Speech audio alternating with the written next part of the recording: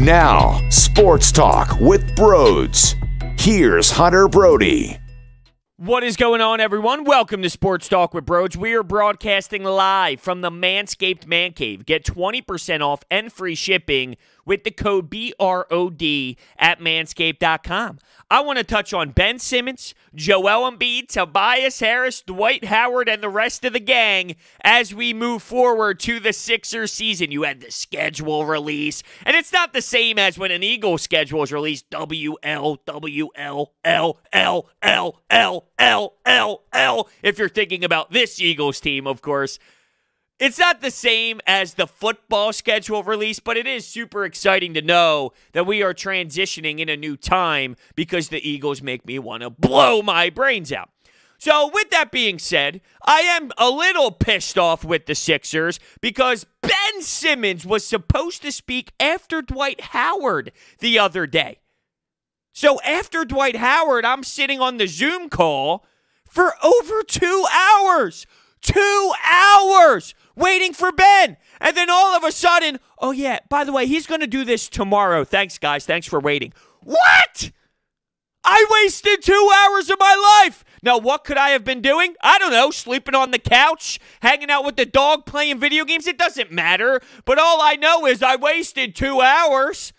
I've been crushing a lot of old games. I'm watching 2009 Penguins, Red Wings, Game 7 Stanley Cup. I'm watching NBA Finals, LeBron versus the Golden State Warriors, the epic game. Boom, bring a championship back to Cleveland. I'm watching Claude Giroux's overtime game winner in the 2010 Stanley Cup Finals at home against the Blackhawks. I've been crushing games. Those 2 hours, I could have been watching another game.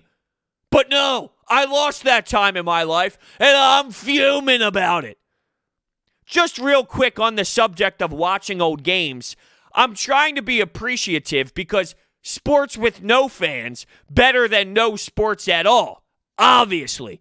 But over the last 2 or 3 weeks, there has been a disconnect for me personally when it comes to emotionally tying myself to some of these sporting events. Watching college basketball, now I'm going to watch it regardless, but if I'm watching Duke ball or any sort of ball and there's no fans at all, it's crushing to me. And I do find it harder in the college atmosphere than the pro atmosphere because you talk about Cameron Indoor and you talk about all of these college football stadiums. What makes college football and college basketball so beautiful? The fans, the students. It's a different environment. So I'm hurting more in that area than I am in pro sports. But over the last handful of weeks, I'm not going to lie, I have been losing a lot of that juice that I get from the fan, from the atmosphere when watching these games. And it's a big blow. Once again, I'm watching regardless. This is my life. But it hurts. I'm sad because I don't know when I'm going to get it back. But regardless, I digress. Does anyone really care about my feelings? I don't know. But I do feel people want to hear about my thoughts on Ben and some of these players and what they said. So, easy transition. Let's get into it. The word accountability is something that has been discussed towards the end of Brett Brown's era with Josh Richardson. And I'm not going to lie, I was a little disgusted on how Josh Richardson specifically handled that situation last year. And it's funny because right now with Doug Peterson, everything always ties back to the Eagles, honestly, but it is what it is. I am very disappointed in the way that he handles the media because he flat out lies. But there's a difference between what Doug Peterson does every single damn week and how I would approach the Josh Richardson debacle from last season. So he pretty much called out Brett Brown at the end of the season and was like, this guy doesn't hold anyone accountable. Why don't you hold yourself accountable? The way I look at it is, if Brett Brown was to speak to the media, and of course he did at that time, would he say, you know what, Josh Richardson sucked. Josh Richardson blew. Josh Richardson underachieved. This whole team underachieved. Would he just throw everyone under the bus? Absolutely not. So why would Josh Richardson, by the way, someone who wasn't really tied to this organization for a long period of time, and maybe that's why he did it, But who does he think he is to just throw the coach under the bus? I get it. There was a problem there, and it was clear. Nobody really questioned it. I think everybody knew at that time that there was going to be a change, that Brett Brown's message ran dry, that it was time for a new identity and a new culture. Everyone knew. It was obvious as hell. So for Josh Richardson to throw the coach under the bus at that time, I thought that was stupid. So the word accountability, very big. And Ben Simmons brought it up as well. It's a little different now, though, saying it towards the last regime compared to at the end of the season. That's what bothers me. It was when it was said, how it was said, who said it, more so than the message. Because the message is important. But screw you, Josh Richardson. Because I didn't think that was the right way to go about it at the time. But let's fast forward. So Ben Simmons said, we didn't know when we were going to get a bucket, who was going to get us a bucket. From that to knowing what we needed to be in at times. And that's fair. And look, that's always been something that I talked about for this upcoming year. Who is your bucket getter? Who is your go-to guy? Now, the answer probably being screamed at right now, the answer being screamed at me right now, whether you're listening to this on your iPhone, your computer, your laptop, you name it, is Joel Embiid. And I would love for that to be correct. I would love for that to be the guy when you need to late in the games, when it's crunch time, when there's a handful of minutes left in the fourth quarter, and you're going bucket for bucket, exchanging points over and over, getting to the foul line, doing what you need to. I would love for it to be Joel Embiid. I need to see, though, how this entire team operates around the big man. I need to see how teams defend this squad, because that will tell you how effective that can be in those specific moments. You know, if Ben Simmons in playoff runs is unwilling to get to the free throw line, unwilling to attack the basket, and the spacing is all screwed up, guess what? There's going to be some serious problems that snowballs into other players. It's easier to defend other players if Ben Simmons is going to continue the same flaws that he has had over the last handful of seasons. So once again, the clear answer of Joel Embiid, I want that to be the case, but there's so many variables that's now added to context that I don't know if it will work out as easy as that until I see the flow of this team, the flow of the offense, and how they transition from last year to this year. But Ben did say he was excited for Doc Rivers, but he also said this: the mindset was off in the bubble. You can't win without chemistry and accountability.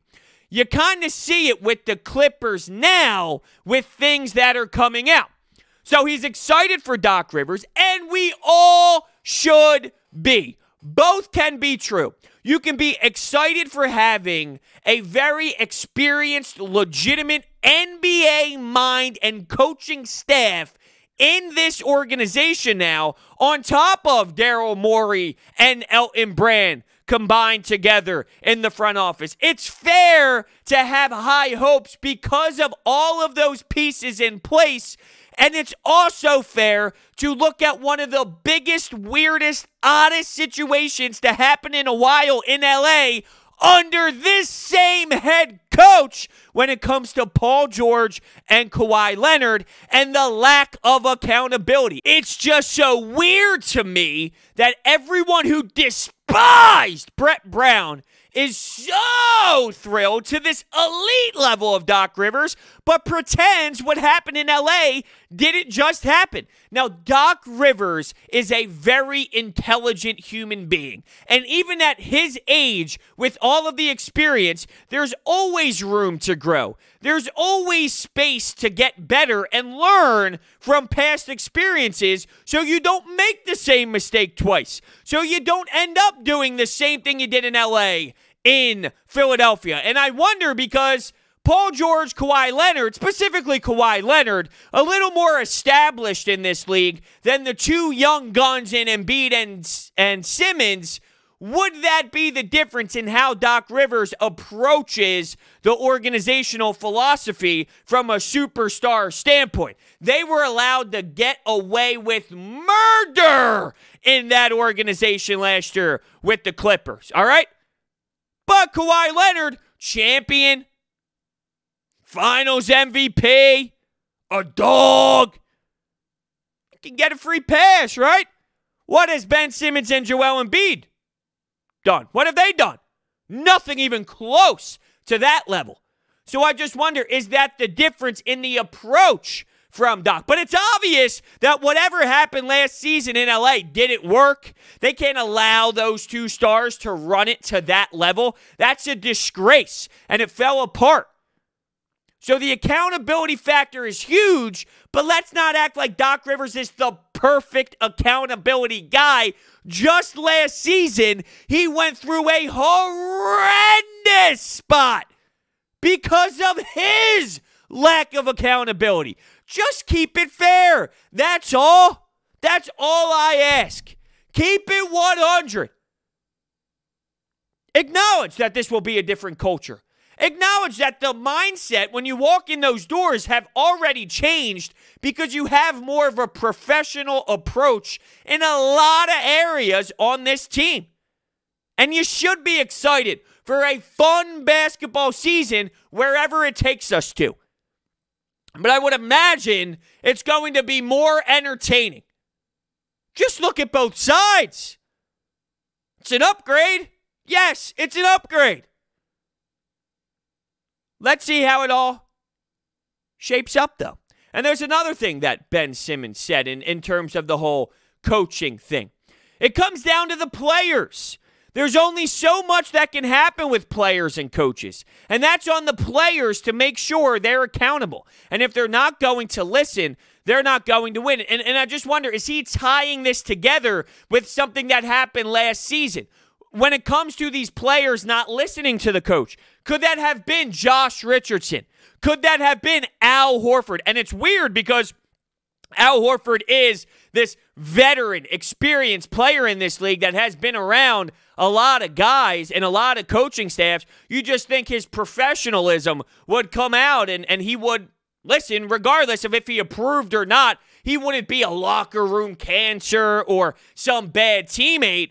But I just wonder, you make statements like that, it's on the players to really listen and accept the accountability. That almost tells me that there were people in there last year not willing. But Ben is realizing that it's on the players to be willing to accept that accountability. If they're not, well, then you're screwed. It doesn't matter who the coach is, what they're saying, what their message is. If the player is unwilling to even open up and accept any sort of information from the coaching staff, you're screwed. And I sense that there's something happening with Ben Simmons making this statement and the downfall of last season. There's a tie. And I'm trying to think of some others. I doubt it's Ben and Joel. And I really don't think it's Tobias Harris. So I think about some of the others left on the team. Josh Richardson, Tobias. I mean, I know that Jimmy Butler at one point was very upset with Brett Brown. Was he unwilling to be held accountable? Was that a jab? Was that a shot at Jimmy Butler, who left here very unhappy? Oh, it's very possible. You know? Very possible.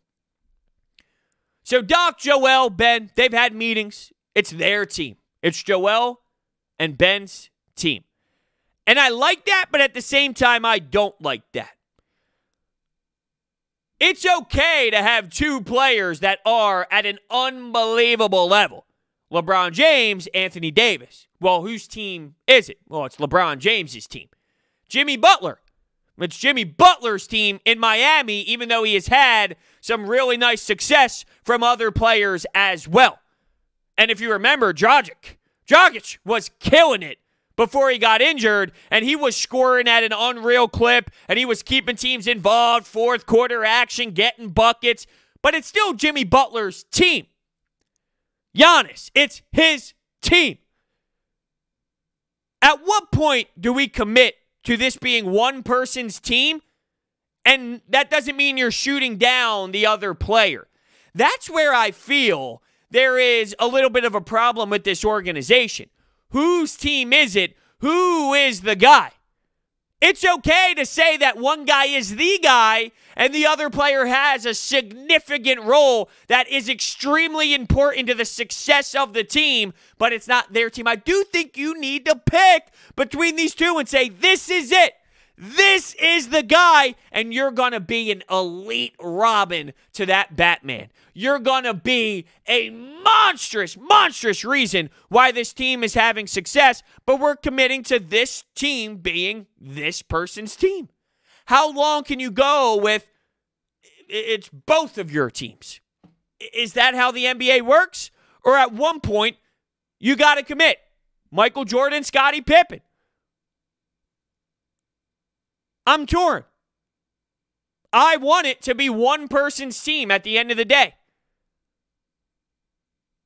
Would that make Ben Simmons uncomfortable, pissed off, mad if they said, hey, this is Joel's team? Because reality is, where they're set now, this is Embiid's team. Long term, it should transition into Ben Simmons and his team. So that's where you're going to have the problem. But in this specific season, I lean towards this being Joel Embiid's team. And I think Daryl Morey made that very clear from the jump in his initial presser, where he probably uttered the name Joel Embiid 6 billion times. So both of their teams, I don't know. I don't know. So more on Ben, though. You know, the whole shooting thing, that's going to be a conversation for the entire season. And I just don't feel like you're going to see it. He said that he knows Doc is going to put him in good positions. He mentioned the dribble handoffs. He actually really enjoyed the dribble handoffs and can't wait to see what he can do with Seth Curry in these dribble handoffs. So you thought that you were going to get away from that with Brett Brown being gone. Well, Ben made it pretty clear and vocal that he enjoyed that part of the game as well as the pick and roll, which is what I'm super intrigued with. When he starts dribbling into these pick and roll sets, what's going to happen? How are the teams going to defend Ben Simmons? My guess is, go ahead, Ben. Take the damn shot, dude. We're going to give it to you. That's my thought. Hey, here's a wide open look. Take it. They're going to dare him to shoot in these pick and rolls. But if he has the killer mindset of attacking the rim, I'm going to get my free throws, I'm going to score from the line, well then, hey, he barrels through anyway, and he does whatever he can, whatever physical contact he needs to make to get a dunk or to get a foul as he's trying to lay it up. Then maybe that changes the way that the pick and roll game will work. But until I see it, I don't know if I'm fully going to believe it. He's very excited about Doc letting him play. Isn't that what Brett Brown did, though? Go play. Get the ball in your hands. Do what you do best. Go find your teammates and allow the basketball court to be this open floor for you to deliver. Roll the ball. Pick it up. Go play. And it seems like Doc is allowing Ben to just go play. Go make it happen. Let's see how special you are and go get your teammates wide open looks. It's going to be about team scoring with this team and not individual scoring. He said it's important to make shots, but it's more important to win. That doesn't seem like something that screams, I'm going to be taking shots. And for Doc to say, I don't really care about him shooting threes and shooting this, you should be. Because when you boil it down to postseason ball, when you realize that there's major issues involved in the spacing of the floor because your point guard isn't being efficient from any sort of perimeter game, it's going to cost other players on this team moments. It's going to cost shots for other players. It's going to be easier to defend because this guy won't shoot a ball. So I know right now it's easy to say that, and it's easy to say a lot of things before the season starts. If you go back to some of these comments made prior to last season, they suck you in, they say all these things, you're going, yeah, baby, let's go. And then they fall flat on their face because they were a big-ass disgrace. How about that for a little rhyme? It's easy to say things now, like Doc Rivers saying, I don't care about him shooting, but wait, just wait and wait and wait until you see the problems on the floor in half-court sets. And Joel Embiid mentioned half-court sets and mentioned that that's got to be better. Offensively, that's got to be better. Yeah, it does. It does. That's where you win playoff games. I don't care about the fast-paced, no defense game 41, game 48, game 36, where people pull their hair out because they lose to Charlotte on a Tuesday night at 7:30. Yes, I react, and it's fun to show emotion after the game like I do on my post-game podcast, but big picture, I care about how this offense is going to flow in a half-court, extremely slowed-down game where the defense is intensified by a lot. Not so much what happens in the LA Fitness-type games where nobody plays defense. So that needs to be figured out, and that's where Ben is going to have a big-time issue. And I'm a huge Ben supporter, and I love his game, and I think he does so much defensively that goes unnoticed somehow in a city like this where grit, defense, insane effort is valuable and loved. Ben doesn't get that because of the one huge monster issue in the offensive side of his game. But that has to be changed. Now, we talked about Sam Cassell. It seems like Sam Cassell and him are really on the same page trying to dial a lot out of his offensive game. It's not only about the downhill play, which is his strong suit, no doubt about it. You get Ben Simmons on a fast break, and you're waiting for something to happen, whether it's an unbelievable dunk going fast to the rim, or it's that full-speed throttle that's pushed all the way down, and he finds an open look in the corner, or an insane behind-the-back pass as he leaps off the ground, going to the rim, bang behind his back, you name it. It's also about taking time and sizing up. And we saw a little bit of him sizing up last season as well. And he's done that for a little bit of time. It's not just last season, but he'll put his back to the basket. He'll do that little floater, little hook shot. Sometimes it's hideous. Sometimes it's smooth. But they're adding that part to his game. Take your time. Size up. You see the matchup. Take advantage of the matchup. Get to your spot on the floor. Use your strengths. It's fine. It doesn't only need to be a one-trick pony for Ben. But he's got to do more than just the size-up slowdown.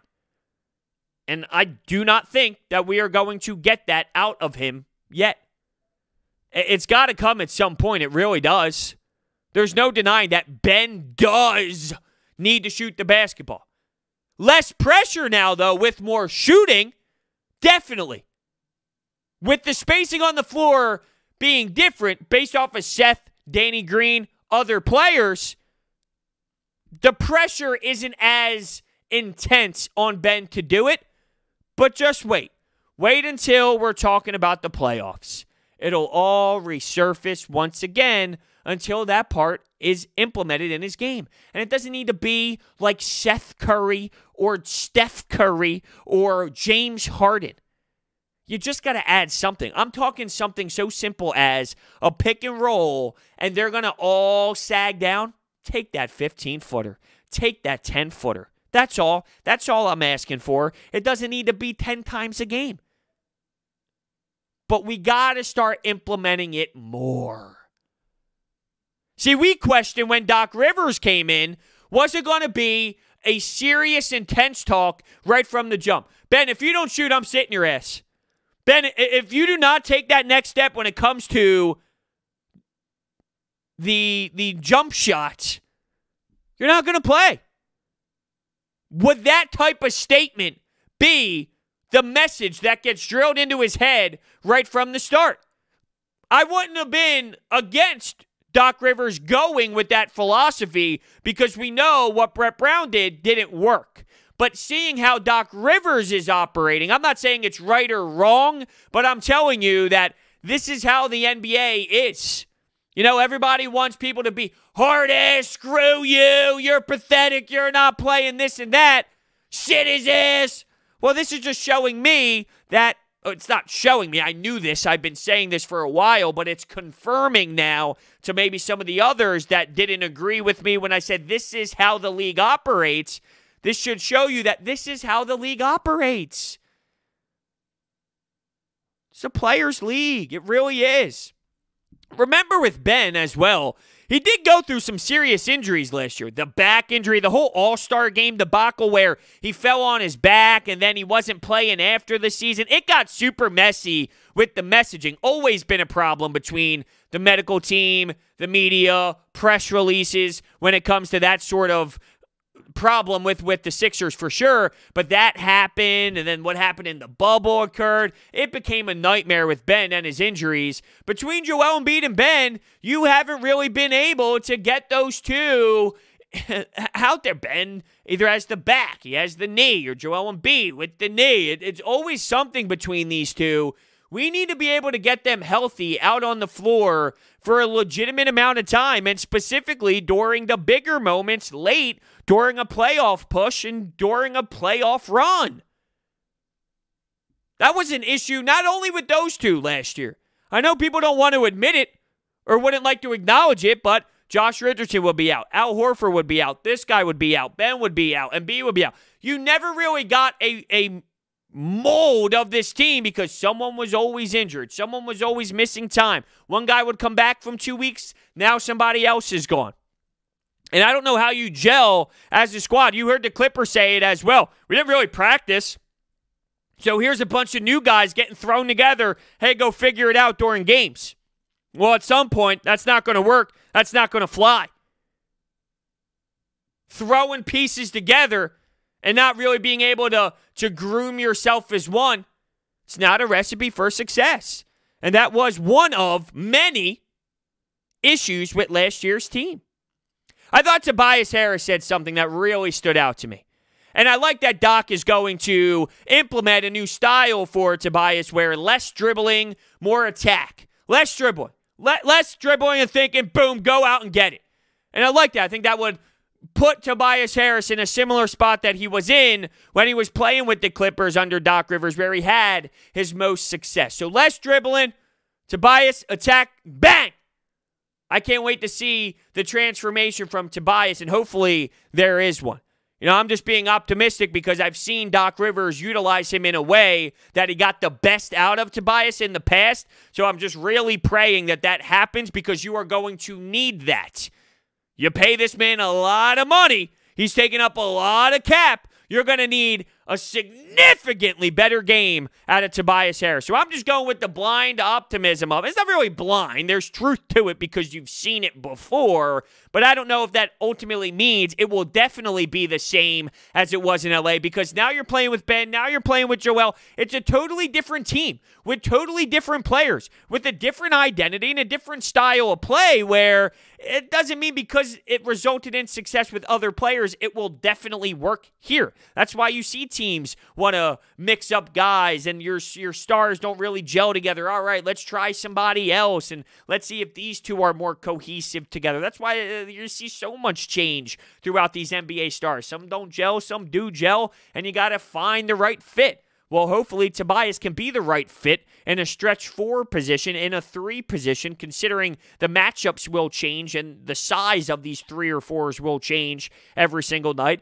Hopefully he can give you that versatility there and be a factor next to Embiid and Ben Simmons. But he said that we got to get our respect back. It's that type of vibe. Something to prove type of demeanor. You know, there's a type of seriousness the minute you walk into the door. And I am sensing that as well just from the communication from these players and the media, and sitting in these Zoom calls and hearing them speak and hearing them talk about what it has been like the first handful of days coming back to training camp and getting ready for the season. There is this different vibe, and I think that all comes down to, hey, you changed your entire franchise's philosophy and mindset, hiring Daryl Morey and getting in a legitimate, experienced NBA coaching staff where there is a different level of seriousness. But you talk about expectations coming into a season and how expectations change so much when it comes to your outlook on teams and your experience and your enjoyment when watching seasons play out. You're supposed to enjoy the journey, the 82-game journey, the way they learn every single game that puts them in a certain spot heading into the playoffs when you're going in a 7-game battle against the Miami Heat in round one. I'm just spitballing random hypotheticals, but you're supposed to embrace that journey and see how they grow and groom as a team, right? The expectations of last year was NBA Finals. Anything less, bogus. Anything less, boring. Well, it seems they lost a lot of respect. No national media games from the jump. Not on Christmas.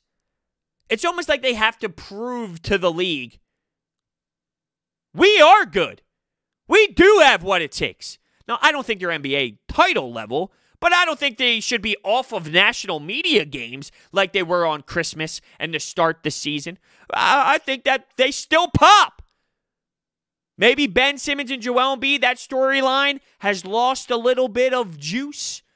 Well, it's on them to say, hey, screw you. No, it didn't. Screw you.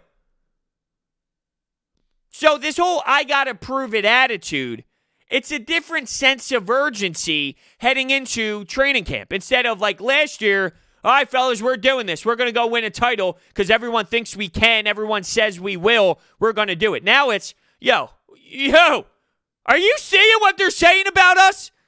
Now, once again, everything ties back to the Eagles. It's similar to an underdog story, but there's a difference of, like, the way it worked out in the Super Bowl season, it made sense. And look, they were underdogs every game in the playoffs, and they were winning games constantly. It was legit. It was that awesome vibe.